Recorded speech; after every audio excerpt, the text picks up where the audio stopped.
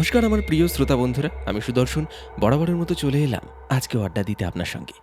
আজ আপনি শুনতে চলেছেন লেখিকা অনিমা সরকার বিরচিত এক গ্রাম বাংলার ভূতের গল্প, কর্ণপুরের জঙ্গলে। আশা করছি আমাদের আজকের এই নিবেদন আপনার ভীষণ ভালো লাগবে। তাহলে চলুন বেশি কথা না বাড়িয়ে শুরু করি আজকের গল্প। তবে জানিয়ে রেখে আমাদের গত এপিসোডে যারা যারা আপনাদের নাম লিখে আপনারা কমেন্ট করেছেন তাদের নাম আজকের গল্পের শেষে ঘোষণা করা হবে। এবং আমাদের আজকের এই নিবেদন আপনার কেমন লাগছে গল্প শুনতে শুনতে অবশ্যই কমেন্ট সেকশনে আপনার নাম সহকারে লিখে জানাতে ভুলবেন না। তাহলে চলুন বেশি কথা না বাড়িয়ে শুরু করি। শুরু হচ্ছে লেখিকা অনিমা সরকার বিরচিত গ্রাম বাংলার ভূতের গল্প, কর্ণপুরের জঙ্গলে।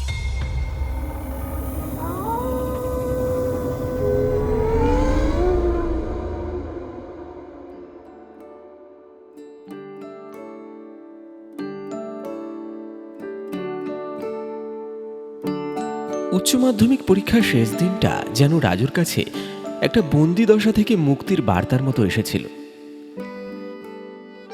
পরীক্ষার সেই দীর্ঘ মানসিক চাপ, রাত জেগে পড়ার ক্লান্তি আর ভবিষ্যৎ নিয়ে হাজারো চিন্তার পর এই ছুটিটা ওর কাছে বড্ড পাওনা ছিল। তাই রেজাল্ট বেরোনোর পরপরই যখন মামার বাড়ি যাওয়ার প্রস্তাব উঠল, রাজু এক কথায় রাজি হয়ে গেল। মামার বাড়ি মানেই রাজুর কাছে এক অন্য পৃথিবী। শহর থেকে বেশ খানিকটা দূরে, আধুনিকতার কোলাহল থেকে সম্পূর্ণ বিচ্ছিন্ন একটা নিভৃত পল্লী। রাধাপুরে পৌঁছানোর রাস্তাটা বেশ দুর্গম ছিল। প্রথমে শহর থেকে লোকাল ট্রেনে চেপে নামতে হয় ধলদিঘি নামের একটা ঘুমন্ত স্টেশনে। সেখান থেকে পিচ ঢালা রাস্তা শেষ হয়ে শুরু হয় লাল মাটির আঁকা বাঁকা পথ। সেই পথ ধরে ইঞ্জিন ভ্যানে বা সাইকেলে প্রায় ঘন্টা খানেক গেলে তবেই দেখা মেলে রাধাপুরের সীমানার। যাওয়ার দিন সকালবেলাটা ছিল বেশ ফুরফুরে। রাজুর বাবা তার পুরনো হারকিউলিস সাইকেলের পেছনের ক্যারিয়ারে রাজুর ব্যাগটা শক্ত করে বেঁধে দিলেন। তারপর রাজুকে সামনে বসিয়ে প্যাডেলে চাপ দিলেন। কাঁচা মাটির রাস্তা ধরে সাইকেল এগোতে লাগলো। মাঝে মাঝে সাইকেলের চেনের ক্যাঁচ ক্যাঁচ শব্দ আর তার সঙ্গে শিশির ভেজা বাতাসের সোদা গন্ধ রাজুর মনে এক অদ্ভুত প্রশান্তি এনে দিচ্ছিল। স্টেশনে পৌঁছে বাবা যখন ওকে ট্রেনের জানলার ধারে সিটে বসিয়ে দিলেন, তার চোখে মুখে ছিল এক স্নেহের পরশ। সাবধানে যাস বাবা, আর পৌঁছেই মামাকে দিয়ে একটা ফোন করাস। বাবার এই চিরচেনা কথাগুলো শুনে রাজু শুধু মাথা নেড়ে মুচকি হেসেছিল।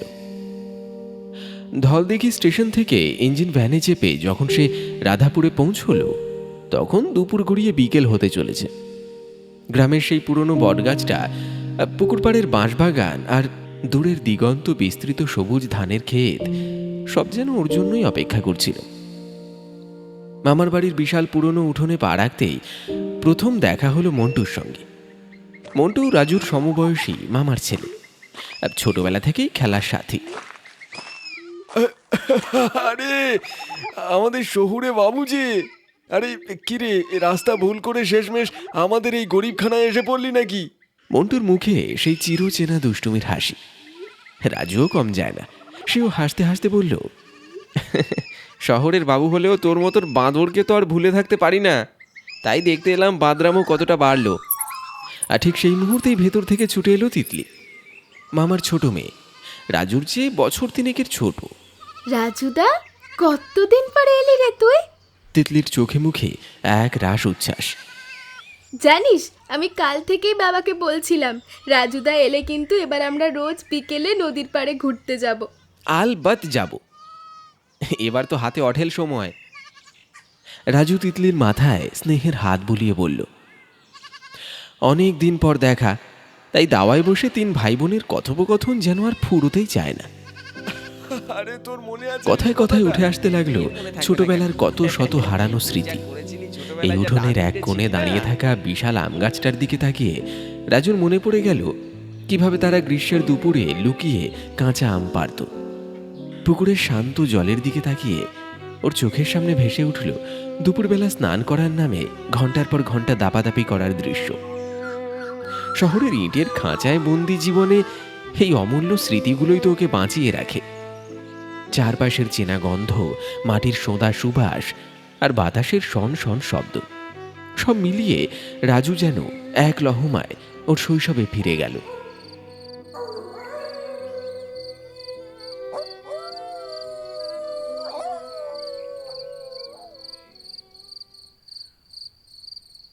রাতের বেলা মামার বাড়ির পরিবেশটা এক অন্যরকম মায়া তৈরি করে। রাতের খাওয়া দাওয়ার পর শুরু হলো জমজমাট আড্ডা। পুরনো আমলের চওড়া বারান্দায় একটা পাটি বিছিয়ে গোল হয়ে বসলো সবাই।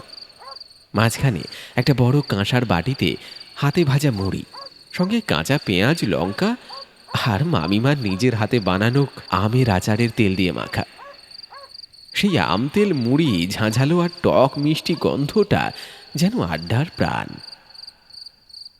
মামা একটা হাত পাখা নাড়তে নাড়তে বললেন, তা রাজু, এবার তো কলেজে উঠবি, তা কি নিয়ে পড়ার ইচ্ছে রে বাপ তোর? ইতিহাস নিয়ে পড়ার ইচ্ছে আছে মামা। পুরনো দিনের কথা, অতীত, এসব আমাকে খুব টানে।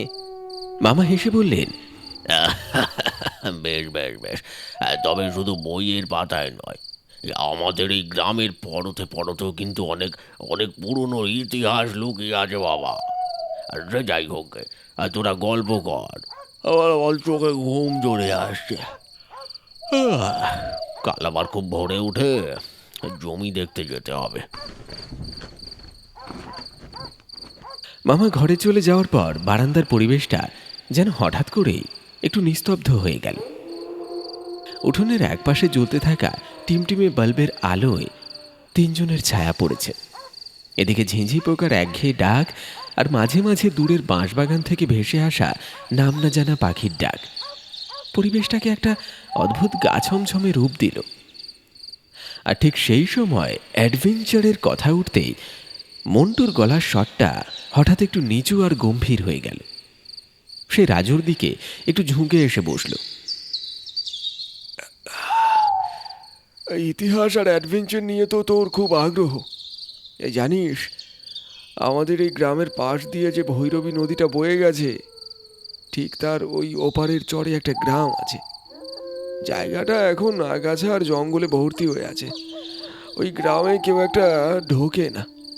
কেউ ঢোকে না? কেন ঢোকে না? আর কি আছে ওখানে? আরে, চারিদিকে থিকথিকে জলা জমি, সারা বছর কুয়াশায় ঢাকা মাঠ, আর কতগুলো মরা শুকিয়ে যাওয়া তাল গাছ, আর শত বছরের পুরনো ধ্বংসপ্রায় ভিটে নিয়ে একটা মৃতপ্রায় গ্রাম বলতে পারিস, কর্ণপুর। এই গ্রামের নাম আশেপাশের লোকজন দিনের বেলাতেও মুখে আনে না। সন্ধ্যার পর তো ওই নদীর পাড়ে ওই কাছের রাস্তাতেও কেউ যায় না রে। মন্টু একটু থামল। তার চোখের তারায় একটা অদ্ভুত ভয়ের ছাপ। সে আবার বলতে শুরু করলো, কারণ বহু বছর ধরে লোকমুখে একটা কথা প্রচলিত আছে এখানে, জানিস? ওখানে মানুষ ঢোকে, কিন্তু বেরিয়ে আসে অন্য কিছু হয়ে। কথাটা শোনার পর রাজুর শিরদাঁড়া দিয়ে একটা ঠান্ডা স্রোত বয়ে গেল ঠিকই, কিন্তু একই সঙ্গে ওর রক্তে একটা অদ্ভুত রোমাঞ্চের নেশাও জাগল। ওর চোখ দুটো কৌতূহলে চকচক করে উঠল। সে সোজা হয়ে বসল। অন্য কিছু হয়ে মানে? কি বলছিস তুই এসব গাঁজাগুড়ি গল্প? আমি তো কালই যাবো ওই কর্ণপুর দেখতে। রাজুর কথা শুনে তিতলি যেন আঁতকে উঠল। ওর মুখটা ফ্যাকাশে হয়ে গেছে। সে রাজুর হাতটা শক্ত করে চেপে ধরে বলল, দাদা, একদম না।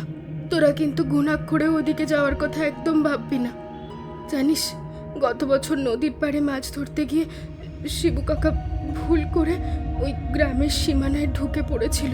3 দিন পর তাকে যখন পাওয়া যায়, তখন সে আর আস্ত মানুষ ছিল না।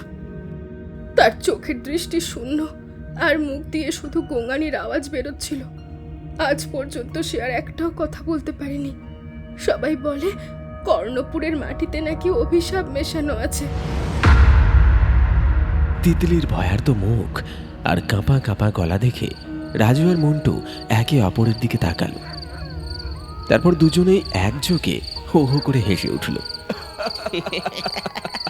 সত্যি তিতলি, তুইও না এখনো পর্যন্ত ভয় যায়নি।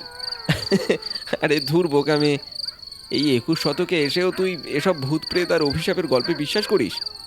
আরে সব মানুষের মনের ভুল এসব। হয়তো শিবু কাকা কোনো বন্য জানোয়ার দেখে ভয় পেয়েছিল।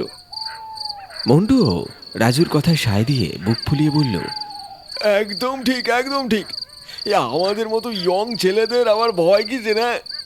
তুই রাজি থাকলে কাল রাতেই আমরা যাবো ওই কর্ণপুরে রহস্য ভেদ করতে। হ্যাঁ, দেখবো কে আমাদের আটকে রাখে। চল। তিতলি আবারও বাধা দেওয়ার চেষ্টা করলো, কিন্তু দুই দাদার এই দুঃসাহসিক উন্মাদনার সামনে ওর কথাগুলো যেন রাতের অন্ধকারে মিলিয়ে গেল। রাজুর মনের ভেতর তখন এক অদম্য জেদ আর রোমাঞ্চ। সে মনে মনে প্রস্তুতি নিতে শুরু করলো।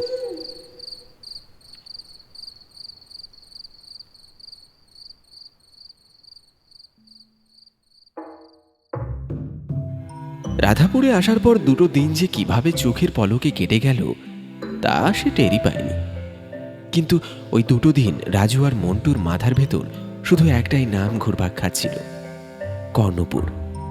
তিতলির সেই সতর্কবাণী, সে সতর্কবাণী তো ওদের দমাতে পারেনি, উল্টে কৌতূহলের আগুনে যেন আরো ঘি ঢেলেছিল। এই দুদিন ধরে বাড়ির সবার নজর এড়িয়ে ওরা নিখুঁতভাবে নিজেদের পরিকল্পনা সাজিয়েছে। মন্টু জোগাড় করেছে 3 ব্যাটারির একটা ভারী এভারেডি টর্চ, কয়েকটা অতিরিক্ত ব্যাটারি আর একটা শক্তপোক্ত বাঁশের লাঠি। রাজুর কাঁধে ছোট ব্যাকপ্যাকে জায়গা করে নিয়েছে একটা দেশলাই, একটা ধারালো পকেট ছুরি আর জলের বোতল। যেন কোনো এক অজানা শত্রুর মোকাবিলা করতে চলেছে ওরা।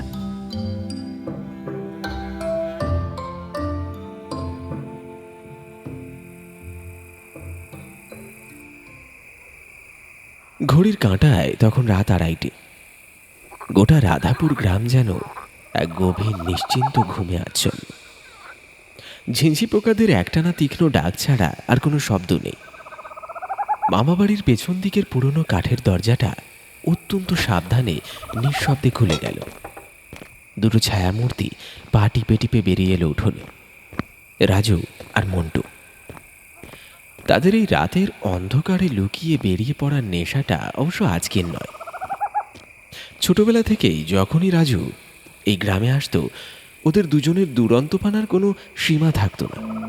দুপুরে সবার নজর এড়িয়ে পুকুর থেকে ছিপ দিয়ে মাছ চুরি করা, কিংবা গভীর জঙ্গলে ঢুকে ধোঁয়া দিয়ে বিশাল মৌচাক ভাঙার মতো দুঃসাহসিক কাজ ওরা অবলীলায় করেছে।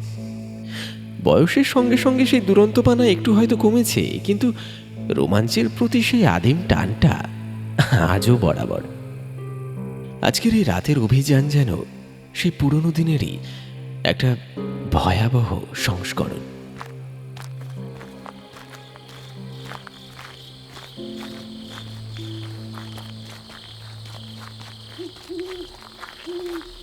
মাটির কাঁচা রাস্তা ধরে হাঁটতে হাঁটতে ঠান্ডা বাতাসে শরীরে যেন একটা কাঁপুনি ধরাচ্ছে। রাজুর বুকের ভেতরটায় একটা অদ্ভুত উত্তেজনায় ধুকপুক করছে। ও ফিসফিস করে বলল, ভাই, কাজটা কি ঠিক হচ্ছে? তিতলি কিন্তু বারবার বারণ করেছিল, এই মামা যদি কোনোভাবে টের পেয়ে যায় না যে আমরা এত রাতে বিছানায় নেই, তাহলে কিন্তু আস্ত রাখবে না। আর যদি বাড়ির সবাই জেগে গিয়ে খোঁজাখুঁজি শুরু করে, তিতলি তো ভয়ে সব ফাঁস করে দেবে। মন্টু হাতের টর্চটা না জ্বালিয়েই চাঁদের আলোয় রাস্তা ঠাউর করতে করতে বলল, আরে দূর, অত ভয় পেলে চলে নাকি? আমাদের বয়সকালে একটু আধটু অ্যাডভেঞ্চার না করলে হয় নাকি? তাই তুই চিন্তা করিস না, ভোরের আলো ফোটার আগেই আমরা ঠিক নিজেদের বিছানায় গিয়ে শুয়ে পড়ব, কেউ কিচ্ছু টের পাবে না। একটু থেমে মন্টু আবার বলতে শুরু করলো। তার গলাটা এবার একটু বেশি গম্ভীর। আসলে তোকে সত্যি কথাটা বলি, ওই কর্ণপুর নিয়ে আমি নিজে এত সব অদ্ভুত আর ভয়ানক কথা শুনেছি যে কখনো একা একা যাওয়ার সাহস করতে পারিনি, বুঝলি? একটা ভয় তো কাজ করেই, কিন্তু আমার ভেতরে একটা জেদ ছিল, তাই আগে থেকেই ছক কষে রেখেছিলাম। তুই এলেই আমরা দুজনে মিলে রাতের বেলা ওখানকার আসল রহস্যটা একবার নিজের চোখে দেখে আস। আজ সেই সুযোগটা আমি কিছুতেই হাতছাড়া করতে চাই না। রাজু বুঝতে পারল মন্টুর কথায় যতটা না সাহস প্রকাশ পাচ্ছে, তার থেকে বেশি প্রকাশ পাচ্ছে একটা অদ্ভুত মরিয়া ভাব। ওরা পরস্পরকে সাহস জোগাতে জোগাতে অন্ধকারের পথ ধরে এগিয়ে চলল। প্রায় আধা ঘন্টা হাঁটার পর ওরা এসে দাঁড়ালো ভৈরবী নদীর পাড়ে। চাঁদের স্নিগ্ধ আলোয় নদীর কালো জলে একটা রূপোর মতো রূপালি চিকচিকে আলো তৈরি করেছে। পরিবেশটা যতটা মায়াবী ঠিক ততটাই গা ছমছমে। নদীর ওপারে একটা জমাট বাঁধা অন্ধকার যেন ওঁত পেতে বসে আছে। কর্ণপুর। মন্টু আগে থেকেই নদীর ধারের হোগলা বনের আড়ালে একটা পুরনো টিনের ডিঙি নৌকো বেঁধে রেখেছিল। কোনো মাঝি নেই, নিজেদেরই বইতে হবে। দুজনে সন্তর্পণে নৌকায় উঠে বসল। তারপর জলের উপর ছলাৎ ছলাৎ শব্দ তুলে নৌকা এগোতে লাগলো ওপারের দিকে। রাজুর মনে হলো তারা যেন জীবিতদের পৃথিবী ছেড়ে একটা মৃতদের জগতে প্রবেশ করতে চলেছে। নৌকোটা চড়ে ঠেকাতেই একরাশ কনকনে ঠান্ডা হাওয়া ওদের স্বাগত জানালো। এখানে চাঁদের আলো যেন আরো ফ্যাকাশে। চারিদিকে ছড়িয়ে আছে বিশাল বিশাল সব পুরনো গাছ, যাদের ডালপালাগুলো বিকট আকারের হাতের মতো আকাশের দিকে উঠে আছে। ঘন জঙ্গল আর আগাছায় ভর্তি চারপাশ। রাজু এবার টর্চটা জ্বালল। আলোর রেখাটা জঙ্গলের অন্ধকারের বুক চিরে এগিয়ে গেল, কিন্তু তা যেন অন্ধকারের ঘনত্বকে আরো বাড়িয়ে দিল। পায়ের নিচে শুকনো পাতার মর্মর শব্দ তুলে ওরা অত্যন্ত সাবধানে এগোতে লাগল। জঙ্গলের ভেতর একটা দম বন্ধ করা নিস্তব্ধতা, কিন্তু হঠাৎ সেই নিস্তব্ধতা ভেঙে গেল। রাজু থমকে দাঁড়ালো। ওর পিঠের শিরদাঁড়া দিয়ে একটা ঠান্ডা স্রোত নেমে গেল। শুনতে পেলি? রাজু ফিস ফিস করে বলল। মন্টু মাথা নেড়ে সায় দিল। হ্যাঁ, ওরাও শুনতে পেয়েছে। খুব অস্পষ্ট চাপা একটা ফিসফিসানির আওয়াজ, যেন বেশ কয়েকজন মানুষ অনেক দূর থেকে খুব নিচু গলায় একসঙ্গে কথা বলছে। শব্দটা আসছে জঙ্গলের আরো গভীর থেকে। ওরা হাতের টর্চ নিভিয়ে দিল। শুধুমাত্র চাঁদের আলো সম্বল করে নিঃশব্দে গাছের আড়াল নিয়ে ওরা এগিয়ে চলল শব্দের উৎস লক্ষ্য করে।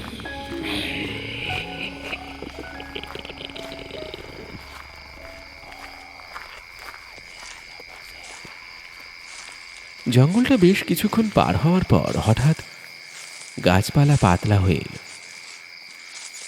সামনে একটা বিশাল কুয়াশা ঢাকা ফাঁকা মাঠ। আর সেই মাঠের দৃশ্য দেখে রাজু আর মন্টুর শরীরে যেন রক্ত জমে বরফ হয়ে গেল।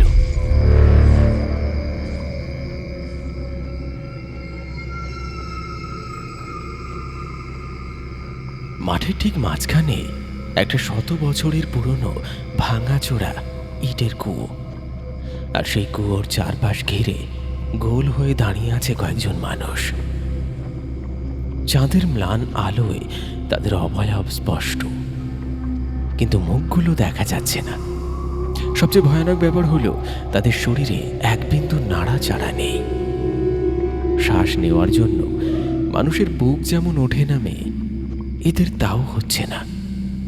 তারা পাথরের মূর্তির মতো একদম স্থির হয়ে দাঁড়িয়ে আছে, আর তাদের সবার মাথা অদ্ভুতভাবে নিচু করা, যেন তারা একদৃষ্টে ওই অন্ধকূপের একেবারে তলদেশের দিকে তাকিয়ে আছে। নিঃশ্বাস বন্ধ করে গাছের গুঁড়ির পেছনে লুকিয়ে রাজু আর মন্টু বেশ কিছুক্ষণ সেই অবাস্তব দৃশ্যটার দিকে তাকিয়ে রইল। 10 মিনিট, 15 মিনিট কেটে গেল, কিন্তু ওই মূর্তিগুলোর কোনো হেলদোল নেই। ফিসফিসানির আওয়াজটাও আর নেই। চারিদিক এক ভয়াবহ অশুভ নীরবতায় ডুবে আছে।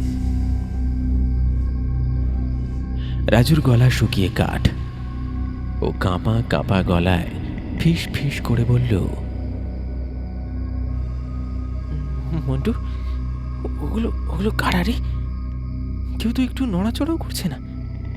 আমরা কি চোখে ভুল দেখছি, নাকি ওগুলো কোনো গাছের পোড়া গুঁড়ি বা ছায়া, নাকি সত্যি মানুষ? মন্টুর চোখ দুটো ভয়ে বিস্ফারিত হয়ে গেল। ওর সারা মুখে বিন্দু বিন্দু ঘাম জমেছে। সে রাজুর হাতটা বরফের মতো ঠান্ডা হাতে শক্ত করে চেপে ধরে একদম খাদের কিনারায় দাঁড়িয়ে থাকা মানুষের মতো ফিসফিস করে বলল, মানুষ নয় রাজু, গাছের ছায়াও নয়, এরা এরা মানুষ হতে পারে না।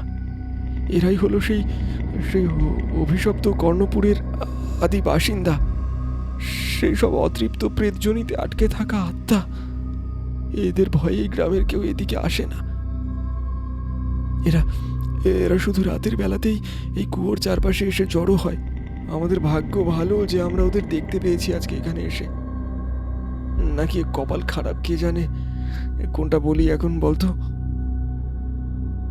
গাছের গুঁড়ির আড়ালে নিঃশ্বাস চেপে দাঁড়িয়ে থাকা রাজু আর মন্টুর চোখের সামনে তখন এক অদ্ভুত অবাস্তব দৃশ্যপট ঘড়ির কাঁটার মতো সময় এগোচ্ছে। অথচ কুয়োর চারপাশে দাঁড়িয়ে থাকা ওই নিথর মূর্তিগুলোর কোনো হেলদোল নেই।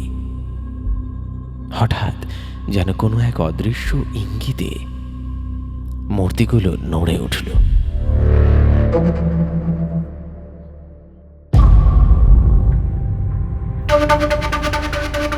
খুব ধীর যান্ত্রিক একটা ভঙ্গিতে তারা কুয়োর দিকে মুখ ফেরালো। চাঁদের আলোয় তাদের মুখগুলো তখন অস্পষ্ট, শুধু কালো ছায়ার মতো অবয়বগুলো ধীরে ধীরে মাঠের উল্টো দিকের ঘন জঙ্গলের অন্ধকারে এগিয়ে গেল। কোনো পায়ের শব্দ নেই, শুকনো পাতা মাড়ানোর কোনো মড়মড় আওয়াজ নেই। যেন মাটির একটু ওপর দিয়েই ভেসে ভেসে তারা মিলিয়ে গেল কুয়াশা আর অন্ধকারের চাদরে। পুরো জায়গাটা আবার আগের মতো ফাঁকা আর নিস্তব্ধ। কেবল একটা গা ছমছমে শূন্যতা গ্রাস করে নিয়েছে পুরো মাঠটাকে।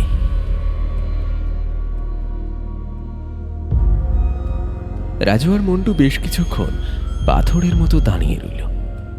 বুকের ভেতরের ধুকপুকানিটা কান পাতলে যেন স্পষ্ট শোনা যায়। মন্টু প্রথম নিস্তব্ধতা ভাঙল, ফিসফিস করে বলল, ওরা চলে গেছে, জায়গাটা এখন পুরো ফাঁকা। রাজুর গলা শুকিয়ে কাঠ। ঢোক গিলে সে বলল, কিন্তু কিন্তু ওই কুয়োর ভেতরে কি দেখছিল ওরা অতক্ষণ ধরে? আমার তো ভাবতেই গা হাত পা পেটের ভেতর সেঁধিয়ে যাচ্ছে রে। মন্টুর চোখে ভয়ের বদলে তখন এক অদম্য আর প্রায় উন্মাদ কৌতূহল। সে রাজুর দিকে তাকিয়ে চোয়াল শক্ত করে বলল, এত দূর যখন এসেছি তখন না দেখে ফিরবো না। চল একবার দেখে আসি ওই কুয়োর ভেতরে এমন কি আছে যার জন্য ওই ছায়ামূর্তিগুলো ওখানে ভিড় করেছিল। আরে গ্রামের লোকেরা ওই কথাটা বলেছিল কয়েকবার, আমি বিশ্বাস করিনি, কিন্তু আজ নিজের চোখে দেখার পর আর কৌতূহল সামলাতে পারছি না। রাজু প্রথমে আপত্তি করতে চেয়েছিল, কিন্তু ওর নিজের ভেতরেও যে একটা অজানা আকর্ষণ কাজ করছিল তা নয়। চারপাশটা আরো একবার সন্তর্পণে জরিপ করে নিল ওরা। না, কোথাও কেউ নেই। কেবল একখণ্ড মেঘ চাঁদের ওপর দিয়ে ভেসে যাওয়া মাঠের আলো আঁধারি মায়াটা যেন আরো গাঢ় করে তুলেছে। ওরা দুজন খুব সাবধানে ডালপালা আর গাছগাছালির আড়াল থেকে বেরিয়ে এলো। মাঠের বুকে কোমর সমান উঁচু বুনো, উলু আর সর ঘাসের জঙ্গল। সেই সমস্ত ঘাস মারিয়ে ওরা এগোতে লাগলো, পা টিপে টিপে, যেন একটু শব্দ হলেই মাটি ফুঁড়ে বেরিয়ে আসবে কোনো অজানা বিপদ।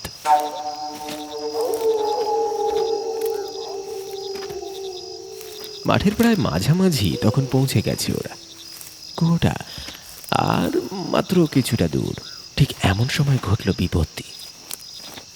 ঘাসের নিচে লুকিয়ে থাকা একটা পুরনো ইটের টুকরোয় সজোরে হোঁচট খেল রাজু। ডাল সামলাতে না পেরে হুমড়ি খেয়ে পড়ল সাথে মাটিতে। পড়ার প্রবল ঝোঁকে ওর হাতের টর্চ লাইটের বোতামটা অন হয়ে গেল, আর সেই এক চিলতে তীক্ষ্ণ আলো ছিটকে পড়ল ঠিক রাজুর মুখের সামনে। মাটির ওপর। আলোটা পড়তে রাজুর মনে হলো ওর শিরায় শিরায় বইতে থাকা রক্তগুলো নিমেষে বরফ হয়ে গেছে। টর্চের আলোর বৃত্তে ওর মুখ থেকে ঠিক এক বিগত দূরে মাটিতে পড়ে আছে একটা চোখ। হ্যাঁ, একটা মানুষের চোখ। লালচে শিরা উপশিরা জড়ানো, সাদা অংশের মাঝখানে কটকটে কালো মণিটা যেন পলকহীনভাবে সোজা রাজুর দিকেই তাকিয়ে আছে। দেখে মনে হচ্ছে কেউ যেন সদ্য কোনো জ্যান্ত মানুষের চোখের কোটর থেকে ওটাকে খুবলে এনে এখানে ফেলে রেখে গেছে। রাজু স্নায়ুগুলো এক নিমেষে ছিঁড়ে পড়ার উপক্রম হলো। ওর বুকের ভেতর থেকে একটা গগনভেদী আর্তনাদ গলার কাছে দলা পাকিয়ে উঠে এলো, কিন্তু সেই চিৎকারটা ওর ঠোঁট চিরে বেরোনোর ঠিক 1 সেকেন্ড আগে একটা রুক্ষ ঠান্ডা হাত পেছন থেকে এসে সজোরের মুখটা চেপে ধরল। মন্টু ফিসফিস করে হেসে উঠল রাজুর কানের কাছে। আরে চিৎকার করলেই মরেছি, চুপ। রাজুর 2 চোখ তখন আতঙ্কে ঠিকরে বেরিয়ে আসতে চাইছে। ওর শরীর থর থর করে কাঁপছে। মন্টুর হাতের নিচে ওর গঙ্গানিগুলো চাপা পড়ে যাচ্ছে। এই অবস্থায় কয়েক সেকেন্ড কাটার পর মন্টুর দৃষ্টিও পড়ল সেই চোখটার ওপর। প্রথমটায় মন্টুও শিউরে উঠেছিল, কিন্তু পরক্ষণেই সে তীক্ষ্ণ দৃষ্টিতে আলোটার দিকে তাকালো। মন্টু ধীরে ধীরে রাজুর মুখ থেকে হাতটা সরিয়ে নিল। তারপর মাটিতে হাঁটু গেড়ে বসে চোখটার দিকে আরো একটু ঝুঁকে গেল। এই রাজু, শান্ত হ, ভালো করে দেখ ওটা। মন্টুর গলাটা এবার একটু স্বাভাবিক। রাজু কাঁপা কাঁপা বুকে ভালো করে তাকাতেই বুঝতে পারল ব্যাপারটা। ওটা কোনো আসল চোখ নয়, কাদামাটি আর পোড়া রং দিয়ে নিখুঁতভাবে তৈরি করা, যেন একটা চোখের মডেল। লাল, সাদা আর কালো রঙের এমন নিপুণ ব্যবহার করা হয়েছে যে আচমকা দেখলে যে কারোর মনে হবে এটা সদ্য উপড়ে নেওয়া একটা জ্যান্ত চোখ। ব্যাপারটা বুঝতে পেরে রাজুর বুকের পাথরটা যেন একটু নামলো ঠিকই, কিন্তু পরক্ষণেই মনে একটা অদ্ভুত অস্বস্তি দানা বাঁধল। এই গভীর জঙ্গলে এমন একটা মৃতপ্রায় গ্রামের মাঠে কেই বা এমন বিভৎস একটা জিনিস বানিয়ে ফেলে রেখে যাবে, আর কেন? মাটি থেকে উঠে দাঁড়িয়ে জামাটা ঝেড়ে নিল রাজু। টর্চের আলোটা সঙ্গে সঙ্গে নিভিয়ে দিল মন্টু। দূর থেকে কেউ যদি এই আলোর রেখা দেখে ফেলে তবে আর রক্ষে থাকবে না। ওরা আবার এগোতে শুরু করলো কুয়োটার দিকে। কুয়োর পাঁচিলের কাছাকাছি পৌঁছাতেই বাতাসের সঙ্গে ভেসে এলো একটা তীব্র গা গোলানো গন্ধ, পচা মাংসের গন্ধ, যেন বহুদিন ধরে কোনো মৃতদেহ পচে গলে একাকার হয়ে যাচ্ছে এই স্যাঁতস্যাঁতে বাতাসে। গন্ধটা এতটাই উগ্র যে রাজুর নাড়ি ভুঁড়ি যেন উল্টে আসতে চাইল। ও নাক চেপে ধরে দাঁড়িয়ে পড়ল। মন্টু, মন্টু, আমি আর পারবো না। কিসের গন্ধ এটা? চল চল ভাই, ফিরে যাই, আমার একদম ভালো ঠেকছে না এখানে। রাজুর গলায় এবার স্পষ্ট মিনতি, কিন্তু মন্টু যেন কোনো একটা ঘোরের মধ্যে চলে গেছে। সে রাজুর হাতটা শক্ত করে খামচে ধরে বলল, এই আর মাত্র 2 পা রাজু, এত দূর এসে ফিরে গেলে সারা জীবন আফসোস করতে হবে। আমি আছি তো, ভয় কিসের? মন্টুর টানে বাধ্য হয়ে রাজু পা বাড়ালো। অবশেষে ওরা এসে দাঁড়ালো সেই শতবর্ষ প্রাচীন শ্যাওলা ধরা ভাঙাচোরা কুয়োটার একেবারে কিনারায়। চারপাশটা নিস্তব্ধ, শুধু ওদের দুজনের দ্রুত শ্বাস প্রশ্বাসের শব্দ। টর্চ জ্বালানোর সাহস ওদের হলো না। চাঁদের ম্লান আলো যতদূর কুয়োর ভেতরে ঢুকছে সেইটুকুই সম্বল। দুজনে একসঙ্গে ঝুঁকে পড়ল কুয়োটার অতল অন্ধকারের দিকে। প্রথম কয়েক সেকেন্ড কিছুই চোখে পড়ল না, শুধু একটা জমাট বাঁধা দুর্গন্ধযুক্ত অন্ধকার। কিন্তু চোখটা ধীরে ধীরে অন্ধকারের সঙ্গে মানিয়ে নিতেই কুয়োর তলদেশ থেকে যা ফুটে উঠল তা দেখে ওদের পায়ের তলার মাটি যেন সরে গেল। শিরদাঁড়া বেয়ে নেমে এলো একটা হিম শীতল মৃত্যুর পরশ। কুয়োর ভেতরে কোনো জল নেই। জলের বদলে সেখানে কিলবিল করছে অসংখ্য ছোট ছোট সাদা বিন্দু। বিন্দুগুলো নিথর নয়, সেগুলো পিট পিট করছে, যেন শত শত চোখ কুয়োর একেবারে তলদেশ থেকে আকাশের দিকে তাকিয়ে আছে। ওরা চোখের দৃষ্টিকে আরো একটু তীক্ষ্ণ করতেই অন্ধকারটা যেন একটু একটু করে তার ভয়াবহ রূপটা মেলে ধরল। ওগুলো শুধু চোখ নয়, পুরো কুয়োর গোলাকার দেওয়াল জুড়ে ইটের খাঁজে খাঁজে গেঁথে আছে অসংখ্য মানুষের মুখ। হাজার হাজার মুখ। কোনোটার চামড়া শুকিয়ে হাড়ের সঙ্গে সেটে আছে, কোনোটা গলে গিয়ে কঙ্কালসার হয়ে গেছে, আবার কোনোটা যেন আধ মরা অবস্থায় যন্ত্রণায় বিকৃত হয়ে আছে। সেই বিকৃত পচা গলা মুখগুলোর কোটরে থাকা চোখগুলোই অন্ধকারের সাদা বিন্দুর মতো পিটপিট করছে, যেন ওই অভিশপ্ত কুয়োর দেওয়াল থেকে তারা মুক্তি চাইছে, আকাশের দিকে তাকিয়ে নীরব আর্তনাদ করছে। ওই অগণিত চোখের দৃষ্টির মধ্যে এমন একটা অবর্ণনীয় ক্ষুধা আর হাহাকার ছিল, যা যে কোনো সুস্থ মানুষের মস্তিষ্ককে বিকল করে দেওয়ার জন্য যথেষ্ট। ভয়ে আর আতঙ্কে আর আত্মবিশ্বাসে রাজু আর মন্টুর শরীর পাথরের মতো জমে গেল। গলা দিয়ে একটা টু শব্দ বেরোল না। পা দুটো যেন মাটির সঙ্গে আঠার মতো সেঁটে গেছে। শুধু কুয়োর ভেতর থেকে উঠে আসা সেই পচা মাংসের গন্ধ আর ওই হাজার হাজার পলকহীন চোখের দৃষ্টি ওদের গিলে খেতে লাগলো। সেই বিভৎস স্নায়ু বিকল করা হাজারো চোখের চাহনি আর পচা মাংসের উৎকট গন্ধের ধাক্কায় কখন যে রাজুর চোখের সামনের পৃথিবীটা গাঢ় অন্ধকারে তলিয়ে গিয়েছিল তাও নিজেরই মনে নেই।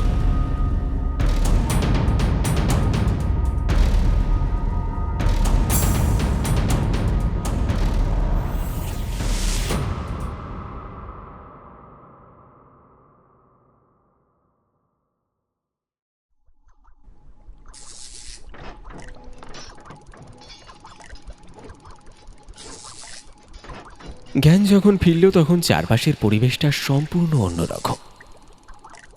নাকে আর সেই পচা দুর্গন্ধ নেই, তার বদলে একটা অদ্ভুত মিশ্র গন্ধ, অ্যান্টিসেপ্টিক, রাসায়নিক আর পোড়া পিচের গন্ধ। চোখের পাতা দুটো যেন আঠায় জুড়ে ছিল।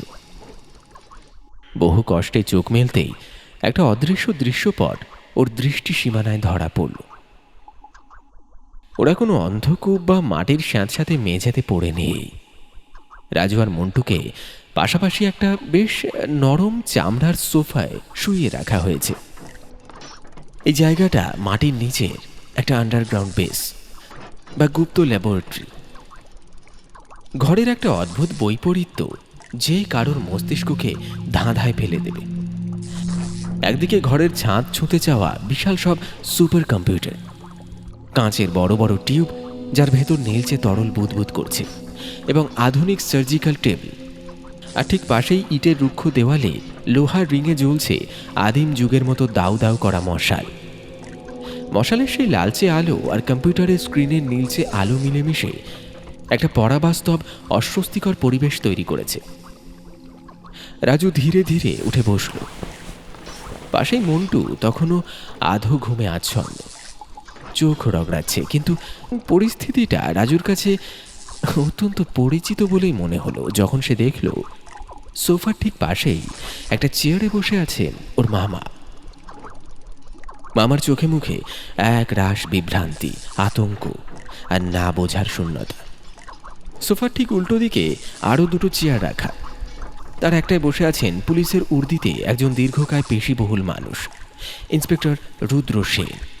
আর তাঁর ঠিক পাশেই বসে আছেন সেই মানুষটি যার জন্য রাজু এই পুরনো মারণ ফাঁদে পা দিয়েছিল। ৬০-৬৫ বছর বয়সী একজন সুঠাম চেহারার ভদ্রলোক, পরনে নিখুঁত কাঠ ছাঁটের স্যুট আর টাই, চোখে তীক্ষ্ণ স্থির দৃষ্টি। ভদ্রলোকের নাম সতীশ রায়চৌধুরী। দেশের অন্যতম সেরা প্রাইভেট ডিটেকটিভ। খবরের কাগজের পাতা আর ক্রাইম ম্যাগাজিনের দৌলতে রাজুর কাছে তিনি ছিলেন এক জীবন্ত কিংবদন্তি। অপরাধ বিজ্ঞান আর রহস্যভেদের প্রতি রাজুর ছোটবেলা থেকে একটা অদম্য টান। এই মাস কয়েক আগে কলকাতায় একটা অদ্ভুত সমাপতনে এই সতীশবাবুর সঙ্গে ওর আলাপ হয়েছিল। সেই আলাপ থেকেই শুরু হয়েছিল এই ভয়ঙ্কর আত্মঘাতী পরিকল্পনা। ঘরের ঠিক মাঝখানে একটা লোহার চেয়ার, আর সেই চেয়ারে মোটা কাছারি দিয়ে বেঁধে রাখা হয়েছে একজন প্রৌঢ়কে। লোকটার মাথার কাঁচা পাকা চুলগুলো উস্কো খুস্কো, লম্বা দাঁড়ি বুক ছুঁয়েছে, গায়ে একটা সাদা ডাক্তারের আপ্রাণ, যাতে ছোপ ছোপ কালচে দাগ, বোধহয় পুরনো রক্তের। লোকটার চোখ দুটো স্থির, কিন্তু তার মধ্যে একটা পৈশাচিক উন্মাদনার দীপ্তি জ্বলজ্বল করছে। দুজন সশস্ত্র কনস্টেবল তাদের ভারী বুট জুতো সামলে লোকটার মাথার দুদিকে তাদের বন্দুকের নল তাক করে পাথরের মূর্তির মতো দাঁড়িয়ে আছে। মন্টু এতক্ষণে পুরোপুরি ঘোর কাটিয়ে উঠেছে। সে ফ্যাল ফ্যাল করে একবার নিজের বাবার দিকে, একবার পুলিশের দিকে, আর একবার ওই বাঁধার লোকটার দিকে তাকাচ্ছে। আর এই দমবন্ধ করা নীরবতা ভেঙে রাজুই প্রথমে কথা বলে উঠল। ওর গলায় কোনো ভয় বা আড়ষ্টতা নেই, বরং একটা অদ্ভুত শান্ত স্বরে সে উল্টো দিকের সোফায় বসা ভদ্রলোককে উদ্দেশ্য করে বলল, তাহলে সতীশবাবু, আপনার কেস সলভ হলো? কথাটা শোনা মাত্রই সতীশ রায়চৌধুরীর ঠোঁটের কোণে একটা বাঁকা আত্মবিশ্বাসী হাসি ফুটে উঠল। মামা যেন আকাশ থেকে পড়লেন। তিনি চেয়ার ছেড়ে প্রায় লাফিয়ে উঠে রাজুর কাঁধ খামচে ধরে বললেন, কি বলছিস তুই রাজু? এসব এসব কি হচ্ছে এখানে? তুই এই পুলিশ বাবুদের চিনিস নাকি? আরে আমাদের এখানে কেন ধরে আনা হলো? আর এই লোকটাই বা কে? মন্টুর অবস্থাও তথৈবচ। সে যেন নিজের কানকে বিশ্বাস করতে পারছে। রাজু মামার হাতটা আলতো করে সরিয়ে দিয়ে একটু হাসল, তারপর বলল, মামা শান্ত হও। ইনি হলেন বিখ্যাত ডিটেকটিভ সতীশ রায়চৌধুরী। আর ওই ওই যে লোকটাকে বাঁধা দেখছো, ওই হলো এই কর্ণপুরের যাবতীয় ভূত প্রেত আর অভিশাপের আসল চক্রী। এরপর সতীশবাবুর দিকে তাকিয়ে বলল, সতীশবাবু, আমি কি সবটা খুলে বলবো নাকি আপনি বলবেন? আপনার মুখ থেকে শুনতেই বোধহয় সবার বেশি পছন্দ হবে। সতীশ রায়চৌধুরী এতক্ষণ আঙুলের ফাঁকে একটা সিগারেট ধরেছিলেন। এবার সেটা সামনের কাঁচের টেবিলে রাখা একটা ভারী অ্যাশট্রেতে সজোরে ঘষে নিভিয়ে দিলেন। সোজা হয়ে বসে গলার টাইটা সামান্য ঢিলে করে তিনি তার সেই ব্যারিটোন স্বরে বলতে শুরু করলেন,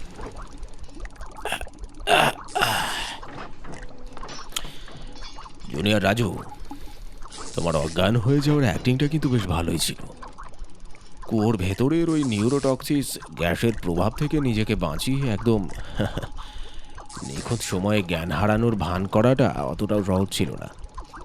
সত্যি বলতে কি, তোমার এই সাহায্যটুকু ছাড়া এই নরপিশাচ অপরাধীকে হাতে নাতে ধরাটা আমাদের পক্ষে প্রায় অসম্ভব হয়ে যাচ্ছিল। মামা একেবারে থম মেরে গেলেন। সতীশ রায়চৌধুরী তাঁর তীক্ষ্ণ চোখগুলো এবার সেই লোহার চেয়ারে বাঁধা উন্মাদ বিজ্ঞানীর দিকে স্থির করে বলতে শুরু করলেন, গোড়া থেকেই আমার সন্দেহ ছিল যে এই কর্ণপুরের চরে কোনো অলৌকিক কিছু নয়, বরং চরম নিষিদ্ধ আর জঘন্য কোনো অপরাধের জাল বোনা হচ্ছে। সাধারণ মানুষকে দূরে সরিয়ে রাখার জন্য ভূতের ভয় বা অভিশাপের গল্পের চেয়ে বড় হাতিয়ার আর কিছু হতে পারে না। এই যে লোকটিকে তোমরা দেখছো, এর নাম ডক্টর আলোক রঞ্জন সান্যাল। একসময় দেশের একজন নামজাদা নিউরো সায়েন্টিস্ট ছিলেন, কিন্তু এর চিন্তা ভাবনাগুলো এতই পৈশাচিক আর বিকৃত ছিল যে সায়েন্টিফিক কমিউনিটি একে একঘরে করে দেয়। এই লোকটার বিশ্বাস মানুষের এই একক মস্তিষ্ক নাকি ভীষণ দুর্বল আর সীমাবদ্ধ। এর জীবনের একটাই লক্ষ্য, একটি হাইভ মাইন্ড বা সমবেত চেতনা তৈরি করা। আর সোজা কথায় এ চাইছে পৃথিবীর সমস্ত মানুষের মস্তিষ্ককে একসঙ্গে জুড়ে একটা মাত্র অর্গানিক নেটওয়ার্ক বা জৈব নেটওয়ার্ক তৈরি করতে, যেখানে আলাদা করে কারো নিজস্ব কোনো সত্তা বা চিন্তা বা আবেগ বা স্মৃতি থাকবে না। সবাই মিলে একটা অখণ্ড চরম ক্ষমতাবান চেতনা হিসেবে কাজ করবে। আর এই উন্মাদনার পরীক্ষা চালানোর জন্য এই জনবিচ্ছিন্ন কর্ণপুর গ্রামটিকে সে তার ল্যাবরেটরি বা টেস্টিং গ্রাউন্ড হিসেবে বেছে নিয়েছিল। গ্রামের সহজ সরল মানুষগুলোকে গিনিপিগ বানিয়ে তাদের মাথা কেটে ওই কুয়োর সার্ভারের সঙ্গে যুক্ত করার কাজ চালিয়ে যাচ্ছিল বছরের পর বছর ধরে। রাজু খুব শান্ত গলায় বলল, আর ওই যে ছায়ামূর্তিগুলোকে আমরা রাতের কুয়োর চারপাশে দেখলাম, ওগুলো হলো সেই মানুষ যাদের ব্রেনের ফান্টাল লোভ এই শয়তানটা নষ্ট করে দিয়েছিল। ওরা শুধু রাতের বেলায় ল্যাবরেটরি থেকে পাঠানো তরঙ্গের টানে ওখানে গিয়ে জড়ো হতো। সতীশ রায়চৌধুরী মাথা নেড়ে সায় দিলেন, ঠিক তাই। আমার সন্দেহটা দানা বাঁধে যখন আমি নিখোঁজ হওয়ার ডেটগুলো অ্যানালাইসিস করতে পারি। গত 5 বছর ধরে এই রাধাপুর আর আশেপাশের গ্রাম থেকে বেশ কিছু মানুষ নিখোঁজ হয়েছে, কিন্তু পুলিশ কোনো ডেড বডি পায়নি বা কোনো মুক্তিপণের দাবিও আসেনি।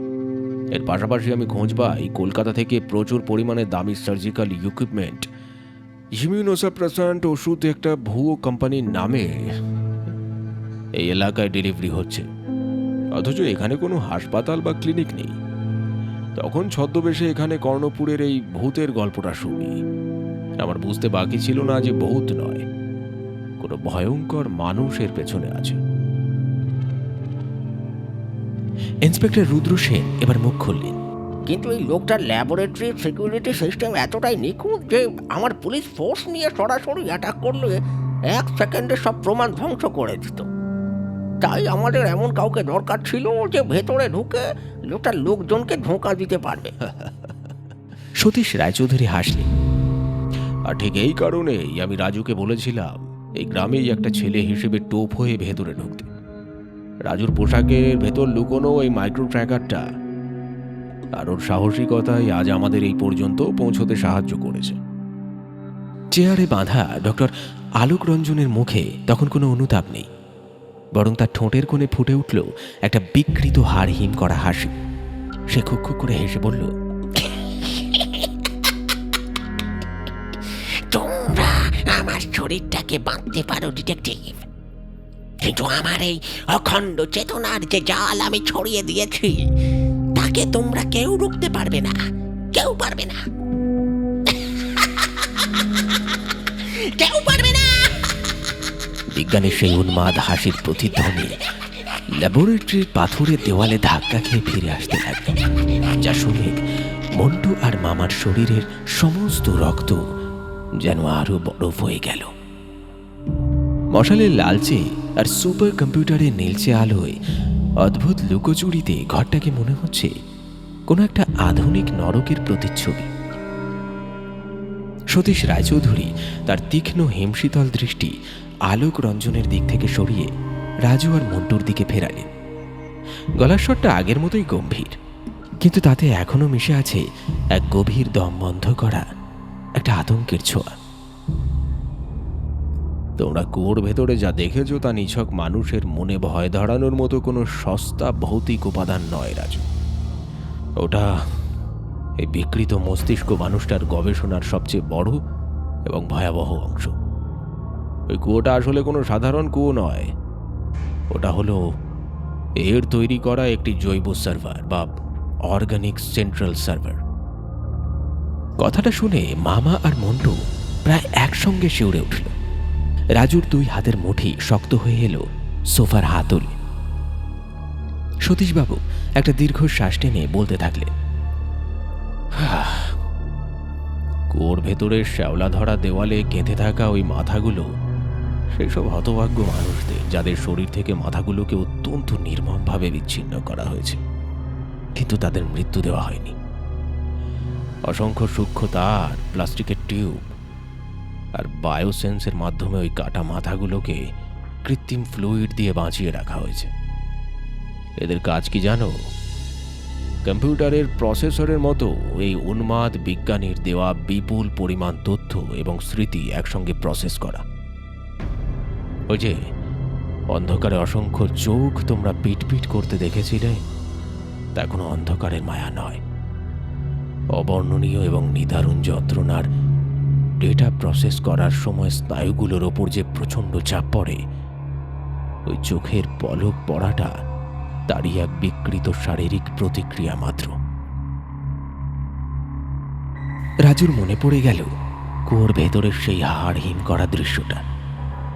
ওর বুকের ভেতরটা যেন এক লহমায় দুমড়ে মুচড়ে গেল। গলা শুকিয়ে কাঠ, তবুও ঢোক গিলে সামান্য কাঁপা গলায় রাজু জিজ্ঞেস করল, তাহলে তাহলে মাঠের মধ্যে কুয়োর চারপাশে যে মানুষগুলোকে আমরা অন্ধকারের মধ্যে স্থির হয়ে দাঁড়িয়ে দেখলাম, ওরা কারা? ওদের তো পুরো শরীর ছিল। গ্রামের মানুষ ভেবেছে ওরা ভূত, কিন্তু ওরা কোনো ভূত নয়। এরা হলো রাধাপুর আর আশেপাশের গ্রামের সেসব সহজ সরল মানুষগুলো, যাদের মস্তিষ্কের সামনের অংশ অর্থাৎ ফ্রন্টাল লোব এই বিজ্ঞানী অত্যন্ত সূক্ষ্ম সার্জারি করে চিরতরে নষ্ট করে দিয়েছে। ওদের নিজস্ব কোনো চেতনা, নিজস্ব কোনো স্মৃতি বা আবেগ বলে কিছু অবশিষ্ট নেই পৃথিবীতে। ওরা এখন শুধু একটা নোট বা সিগন্যাল রিসিভার। একটু থেমে হাতে নিভে যাওয়া সিগারেটটার দিকে একবার তাকিয়ে তিনি আবার বললেন, ওর ভেতরে থাকা ওই সেন্ট্রাল সার্ভার থেকে একটা বিশেষ মাত্রার নিউরো ফ্রিকোয়েন্সি বা স্নায়বিক তরঙ্গ প্রতিনিয়ত নির্গত হয়। রাতের বেলা যখন চারপাশ নিস্তব্ধ হয়ে যায়, তখন এই জীবন মৃত কুয়োর কাছে এসে জড়ো হয়। ওদের ওইভাবে মাথা নিচু করে দাঁড়িয়ে থাকার কারণ হলো ওরা আসলে নিজেদের শূন্য মস্তিষ্কগুলোকে কুয়োর ওই মেইন সার্ভারের সাথে সিঙ্ক বা আপডেট করে নেয়, ঠিক যেমন কম্পিউটারের সফটওয়্যার আপডেট হয়। এই পর্যায়ে সতীশবাবুর পাশে বসা ইন্সপেক্টর রুদ্র সেনের দিকে একবার তাকালেন। ইন্সপেক্টরের চোয়াল শক্ত, কপালে চিন্তার গভীর ভাঁজ। সতীশবাবু বললেন, বিগত কয়েক বছর ধরে এই এলাকা থেকে যেভাবে একের পর এক তরতাজা মানুষ হঠাৎ হঠাৎ করে গায়েব হয়ে যাচ্ছিল, তা নিয়ে আমাদের ইন্সপেক্টর সাহেবের রাতের ঘুম মরে গিয়েছিল। কোনো লাশ নেই, কোনো রক্তের দাগ নেই, অথচ জ্যান্ত মানুষগুলো হাওয়ার সাথে বেমালুম মুভে যাচ্ছে। এই অদ্ভুত অন্তর্ধানের কিনারা করতে গিয়ে পুলিশ প্রশাসনের ভেতর যে কতটা মানসিক চাপ আর তীব্র আতঙ্ক ছড়িয়ে পড়েছিল, তা রুদ্রবাবু ছাড়া আর কেউ ভালো বুঝবেন না। সাধারণ চোর ডাকাত হলে পুলিশ কবেই তাদের ধরে ফেলত, কিন্তু অপরাধী যখন বিজ্ঞানের এমন ভয়ঙ্কর আর অমানবিক অপব্যবহার করে, তখন সাধারণ আইন কানুনের হাত পা বাঁধা পড়ে যায়। ঘর জুড়ে একটা দম বন্ধ করা নীরবতা। এই পৈশাচিক সত্যগুলো যেন মন্টুর মতো একটা সাধারণ গ্রামের ছেলের মস্তিষ্কের ধারণ ক্ষমতার বাইরে চলে যাচ্ছিল। ওর দুই চোখ বিস্ফারিত, কপালে বিন্দু বিন্দু ঘাম, তবুও মাঠের সেই হাড়হিম করা স্মৃতিটা ওকে ভেতর থেকে বারবার খোঁচাতে লাগলো। মন্টু হঠাৎ সোফা থেকে একটু ঝুঁকে এসে শুকনো ঠোঁটটা জিভ দিয়ে ভিজিয়ে নিয়ে অস্ফুট স্বরে বলে উঠল, কিন্তু কিন্তু ওই যে মাঠে রাজু হোঁচট খেয়ে পড়ে যাওয়ার পর মাটিতে যে চোখটা আমরা দেখলাম, কাদা আর রং মাখানো, ওটা কি ছিল? ওটাও কি? মন্টুর গলা দিয়ে আর কোনো কথা শুনল না। সতীশবাবু এবার মন্টুর চোখে চোখ রাখলেন। তার দৃষ্টিতে একটা অদ্ভুত কাঠিন্য। চারপাশের পরিবেশটা যেন আরো কয়েক ডিগ্রি শীতল হয়ে গেল। মাটিতে পড়ে থাকা সেই চোখটা কোনো কাদা বা রঙের তৈরি খেলনা ছিল না মন্টু। ওটা ছিল একটা বায়োমেকানিক্যাল সেন্স। এই উন্মাদ লোকটা মানুষের আসল অপটিক্যাল নার্ভ বা দর্শনীয় স্নায়ুর সাথে অত্যাধুনিক ক্যামেরার লেন্স যুক্ত করে ওরকম অসংখ্য কৃত্রিম চোখ তৈরি করেছে। তারপর সেগুলোকে এই পুরনো কর্ণপুর গ্রাম জুড়ে ঘাসের ভেতর, গাছের ডালে, পরিত্যক্ত বাড়ির আনাচে কানাচে ছড়িয়ে রেখেছে নিখুঁত নজরদারির জন্য। তোমরা যখনই ওই নিষিদ্ধ চরে পা রেখেছিলে, ওই চোখগুলোর মাধ্যমেই তোমাদের প্রতিটা পদক্ষেপ এই ল্যাবরেটরির স্ক্রিনে বসে সে দেখতে পাচ্ছিল। যে মন্টু আর রাজুর শরীর দিয়ে আরেকবার ভয়ের হিম শীতল স্রোত বয়ে গেল। যে অন্ধকারকে তারা এতক্ষণ নিছক রাতের নীরবতা বলে ভেবেছিল, তা আসলে ছিল হাজারো উপড়ে নেওয়া জীবন্ত চোখের এক অভিশপ্ত নজরদারি। বিজ্ঞানের এই বিভৎস রূপের সামনে দাঁড়িয়ে তাদের মনে হল কর্ণপুরের মাটি সত্যি অভিশপ্ত।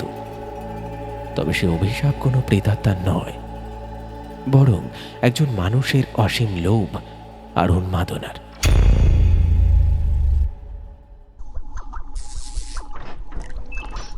ল্যাবরেটরির ভেতরে সেই দমবন্ধ করা পরবাস্তব পরিবেশে এবার অবসান ঘটার পালা এলো। ইন্সপেক্টর রুদ্র সেনের ইশারায় সশস্ত্র দুই কনস্টেবল ডক্টর আলোক রঞ্জন সান্যালকে 5 কোলা করে দাঁড় করায়। লোকটার চোখে মুখে তখনও অনুতাপের লেশ মাত্র নেই, বরং এক বিকৃত উন্মাদনায় সে তখনও খুক খুক করে হাসছে।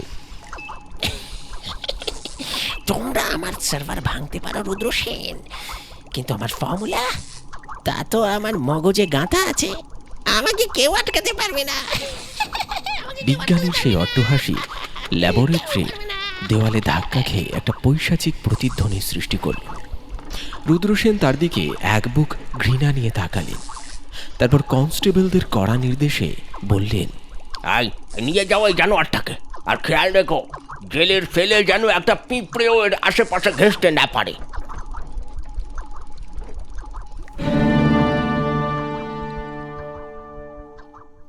আলোক রঞ্জনকে টেনে হিঁচড়ে নিয়ে যাওয়ার পর পুলিশের টেকনিক্যাল টিম ল্যাবরেটরির মেন পাওয়ার সাপ্লাই বন্ধ করে দিল। এক লহমায় সুপার কম্পিউটারের স্ক্রিনগুলো কালো হয়ে গেল। বন্ধ হয়ে গেল সেই লাইফ সাপোর্ট সিস্টেমের যান্ত্রিক শব্দগুলো। রাজু চোখ বন্ধ করে নিল। ও জানে এর মানে হলো কুয়োর ভেতরের ওই অভিশপ্ত যন্ত্রণাক্লিষ্ট মুখগুলো এবং কুয়োর চারপাশে দাঁড়িয়ে থাকা সেই জীবনমৃত মানুষগুলো অবশেষে এক চরম নরক যন্ত্রণা থেকে মুক্তি পেল। বিজ্ঞানের শৃঙ্খল থেকে মুক্ত হয়ে তারা অনন্ত ঘুমের দেশে পাড়ি দিল। মাটির তলার সেই অন্ধকূপ আর মৃত্যুপুরী পেরিয়ে যখন তারা সবাই ওপরে কর্ণপুরের খোলা মাঠে এসে দাঁড়ালো, তখন পূব আকাশে ভোরের আলো ফুটতে শুরু করেছে। রাতের সেই জমাট অন্ধকার চিরে উঁকি দিচ্ছে এক রাশ সোনালি রোদ। ভৈরবী নদীর বুক চিরে বেয়ে আসা সকালের স্নিগ্ধ শীতল হাওয়া যেন রাতের সেই পচা মাংস আর রাসায়নিকের গন্ধটাকে ধুয়ে মুছে এক লহমায় পবিত্র করে দিল। ডিটেকটিভ সতীশ রায়চৌধুরী পকেট থেকে একটা নতুন সিগারেট বের করে ধরালেন। সকালের প্রথম রোদে তার তীক্ষ্ণ চোখের দৃষ্টি যেন আরো উজ্জ্বল দেখাচ্ছে। তিনি রাজুর দিকে ফিরে তাকালেন। তার শক্ত রাশভারী মুখে ফুটে উঠল একটা বিরল স্নিগ্ধ হাসি। তিনি রাজুর কাঁধে হাত রেখে ভারী গলায় বললেন, বইয়ের পাতায় আর খবরের কাগজে ক্রাইম স্টোরি পড়ে অনেকে ডিটেকটিভ হতে চায় রাজু, কিন্তু মৃত্যু ভয়কে জয় করে অপরাধীর ডেরায় ঢুকে মাথা ঠান্ডা রাখার ক্ষমতা খুব কম মানুষেরই থাকে। তোমার ভেতর আমি একজন সত্যিকারের গোয়েন্দার চোখ দেখতে পেয়েছি। তুমি শুধু নিজের বুদ্ধি দিয়ে নয়, নিজের অদম্য সাহস দিয়ে আজ অসংখ্য মানুষকে এক ভয়ানক পরিণতির হাত থেকে বাঁচিয়েছ। রাজু বিনীতভাবে মাথা নিচু করল। ওর চোখের তারায় তখন এক অদ্ভুত তৃপ্তি আর প্রশান্তি। সতীশবাবু অবাক হয়ে বললেন, আমার বয়স হচ্ছে, একা সব দিক সামলানো অনেক সময় কঠিন হয়ে পড়ে। পড়াশোনাটা শেষ করো, তারপর যদি কখনো আমার মতো এই রোদে পোড়া বিপজ্জনক রাস্তায় হাঁটতে মন চায়, আমার দরজা তোমার জন্য সবসময় খোলা থাকবে। আমি তোমার অপেক্ষায় থাকবো। রাজুর বুকের ভেতরটা এক অনাবিল আনন্দে ভরে উঠল। ওর ছোটবেলার হিরো স্বয়ং ওকে প্রস্তাব দিচ্ছে। রাজু মুখ তুলে সতীশবাবুর চোখে চোখ রেখে দৃঢ় গলায় বলল, আমি আমি আমি নিশ্চয়ই আসবো স্যার, এটা আমার কাছে একটা বড় স্বপ্ন। ঠিক পাশেই দাঁড়িয়েছিলেন মামা। এতক্ষণ এই মৃত্যু ভয় আর মানসিক ঝড় পেরিয়ে আসার পর এখন তার চোখে মুখে একটা অদ্ভুত প্রশান্তি। রাতের বেলায় নিজের ভাগ্নেকে হন্যে হয়ে খুঁজে রাস্তায় বেরিয়েছিলেন। ইন্সপেক্টর রুদ্র সেনের হাতে পড়েছিলেন তিনি তাকে এখানে নিয়ে এসেছেন। এখন নিজের ভাগ্নের দিকে তাকিয়ে তার চওড়া ছাতি যেন গর্বে আরও কয়েক ইঞ্চি ফুলে গেল। তিনি সস্নেহে রাজুর পিঠ চাপড়ে দিয়ে ধরা গলায় বললেন, আমার আমার বোনটার তো গর্বে বুক ফেটে যাবে রে। শহরে বসে শুধু বই পড়ে নয়, তুই যে কাজের বেলাতেও এমন বাঘের বাচ্চা, তা আজ নিজের চোখে না দেখলে বিশ্বাস করতাম না রে রাজু। মন্টু আর নিজেকে ধরে রাখতে পারল না। সে রাজুর হাতটা জড়িয়ে ধরে হাসি মুখে বলল, তুই ভাই সত্যি হিরো। তবে যা হয়ে যাক, আর কোনোদিন মাঝরাতে তোর সাথে আমি আমি অ্যাডভেঞ্চারে বেরোচ্ছি না। বন্ধুর কথায় এক নিমেষে চারপাশের ভারী পরিবেশটা যেন হালকা হয়ে গেল। সবাই একসঙ্গে হো হো করে হেসে উঠল। বেলা বাড়ার সঙ্গে সঙ্গে ভৈরবী নদীর এপারে রাধাপুর আর তার আশেপাশের গ্রামের মানুষের ঘুম ভাঙল এক অভাবনীয় দৃশ্য দেখে। সারিবদ্ধ পুলিশের গাড়ি আর জিপ দাঁড়িয়ে আছে। মুখে মুখে ছড়িয়ে পড়ল কর্ণপুরের আসল সত্য। যুগের পর যুগ ধরে চলে আসা সেই ভূত প্রেত আর অভিশাপের গল্পগুলো সকালে রোদের মতোই মিলিয়ে গেল। গ্রামের মানুষের চোখে মুখে যে দীর্ঘদিনের আতঙ্ক জমাট বেঁধেছিল তা কেটে গিয়ে জায়গা করে নিল এক গভীর স্বস্তি। নদীর ধারের সেই পুরনো বটগাছের পাতাগুলো সকালের ফুরফুরে বাতাসে দুলছে। কর্ণপুরের মাটি আর অভিশপ্ত নেই। দীর্ঘ রাতের বীভৎস দুঃস্বপ্ন শেষে গ্রাম বাংলায় নেমে এসেছে এক শান্ত সুন্দর আলোকোজ্জ্বল সকাল।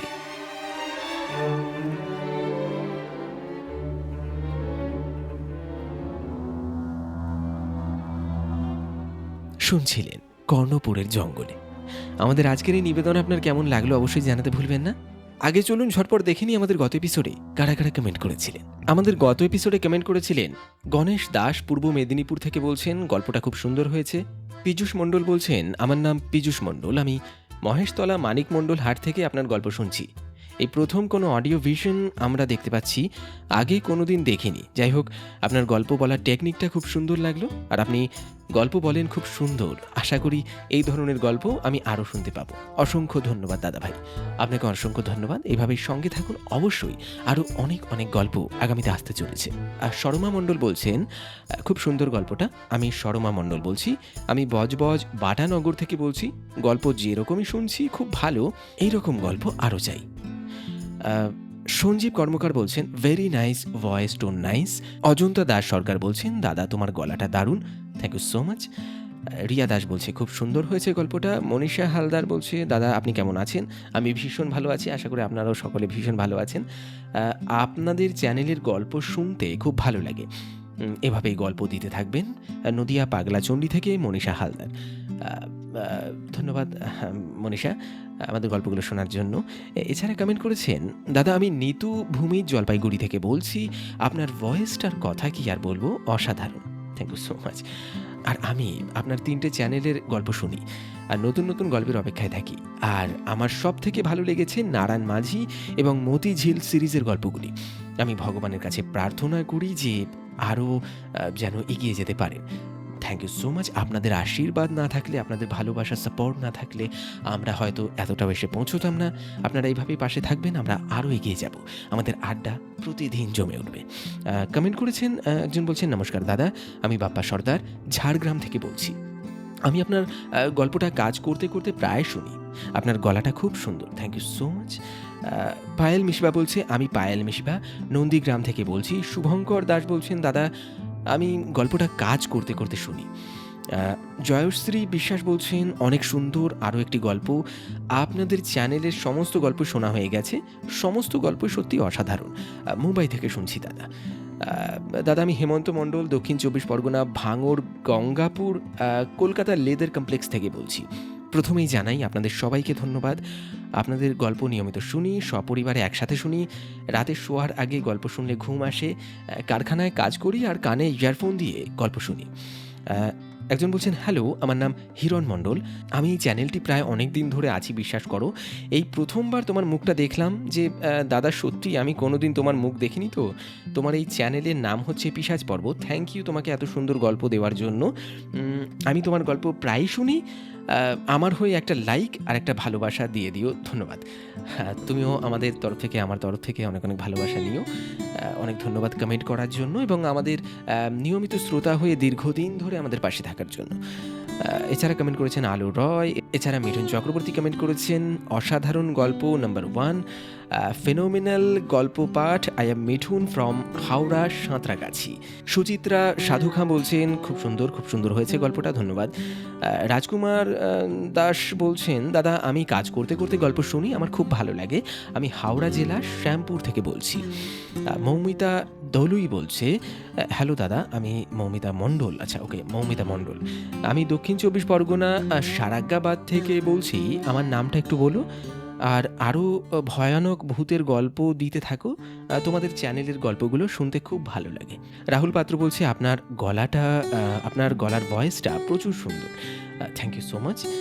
অনিতা দেবনাথ বলছেন সুপমাকে একটু দেখতে চাই, ওর গলার আওয়াজ বেশ ভালো লাগে, ওকে দেখতে চাই। সুদর্শনকে দেখতে চেয়েছিলাম, এখন দেখতে পাচ্ছি, ওর গলার আওয়াজটাও বেশ ভালো লাগলো। আর নিশ্চয়ই একে একে আমাদের যে সমস্ত কণ্ঠশিল্পীরা রয়েছেন, ছোট থেকে বড় থেকে বৃদ্ধ, সকলকেই আমরা চেষ্টা করব আপনাদের সামনে তুলে ধরার, আপনাদের সামনাসামনি ইন্ট্রোডিউস করার। ওকে, কমেন্ট করেছেন একজন, বলছেন আমার নাম সুজয়, গল্পটা শুনে অনেক মজা লেগেছে, আমার ভালো লেগেছে, হেডফোনে শুনি, আই লাভ ইউ, গল্পটা শুনে খুবই ভালো লেগেছে। যাক, আপনাদের যে ভালো লাগছে, আপনারা ভালোবাসা দিচ্ছেন, এটাই অ্যাজ এ শিল্পী হিসেবে আমাদের কাছে বিরাট বড় পাওনা, বিরাট বড়। এর থেকে বড় কিছু, সত্যি কথা বলতে, আমাদের কাছে কিচ্ছু নেই। Thank you so much. এছাড়া বলছে নাটকটা ভীষণ সুন্দর হয়েছে, আর তোমার গলার ভয়েসটা খুব সুন্দর মিষ্টি, এটা বলছেন দোলা দেবনাথ। একজন বলছেন দাদা আমি স্বর্ণকার পারভেজ মোশাররফ, ঢাকা বাংলাদেশ থেকে বলছি, গল্পটা দারুণ লেগেছে, তোমার ভয়েস শুনতে, ব্যাকগ্রাউন্ড প্লাস ভয়েসের পারফেক্ট রেসিপি, দাদা কি বলবো। Thank you so much Parvez, আপনাকে অনেক অনেক ধন্যবাদ জানাই। আপনারা প্রত্যেকেই আমাদের সঙ্গে রয়েছেন, আমাদের গল্পগুলি শুনছেন, প্রত্যেকটা এপিসোড মিস করছেন না, এর জন্য আন্তরিকভাবে কৃতজ্ঞ আমরা, এবং অনেক অনেক অনেক ভালোবাসা নেবেন প্রত্যেকে, বড়রা প্রণাম নেবেন। আজকের এপিসোডটা এখানেই শেষ করছি। আপনারা আরও বেশি বেশি করে কমেন্ট করুন। আজকের এই ভিডিওটা, আজকের এই গল্পটা যদি ভালো লাগে তাহলে লাইক করবেন, তার পাশাপাশি হাইপ করতে ভুলবেন না, কারণ আপনারা এঙ্গেজমেন্ট বাড়ালে এই গল্পটা আরও শ্রোতা বন্ধুদের কাছে পৌঁছে যাবে। আজকের মতো বিদায় নিচ্ছি। সকলে ভীষণ ভালো থাকবেন, সকলে সুস্থ থাকবেন, খুব তাড়াতাড়ি আবার দেখা হবে। ধন্যবাদ।